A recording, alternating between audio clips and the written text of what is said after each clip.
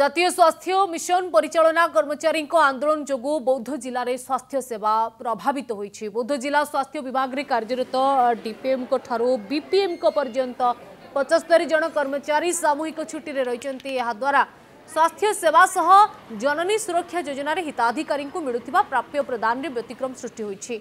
आशाकर्मी को मध्य प्राप्य मिलवा व्याहत होइछि। वर्तमान जिले में ग्रीष्म प्रवाह जारी रहितबा बेले एनएचएम कर्मचारी छुट्टी रे थिबारु किपरि अंशुघात परिचालना कराजिबो ताकु नै प्रश्नवाची सृष्टि होइछि।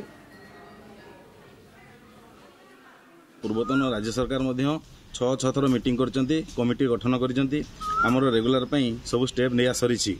किंतु वर्तमान डबल इंजिन सरकार क्यों अदृश्य शक्ति बल रे हमरो रेगुलर को बंद करा जाइछि। सेथिबे आमे दीर्घ 13 दिन धारणा रे बसिछु। आमे मोहन माझी सरकार आम पे लढुथिले, आम मुकेश महालिंग मध्य आम पे लढुथिले। माननीय स्वास्थ्य मंत्री आमे तांको विनीत अनुरोध करूछु कि आम कथा विचार करतु। विचार कले आमे से खूब शीघ्र जनसाधारण सेवा करि परिबु, आउ लोकन को सेवा भल भाबरे जोगै परिबु।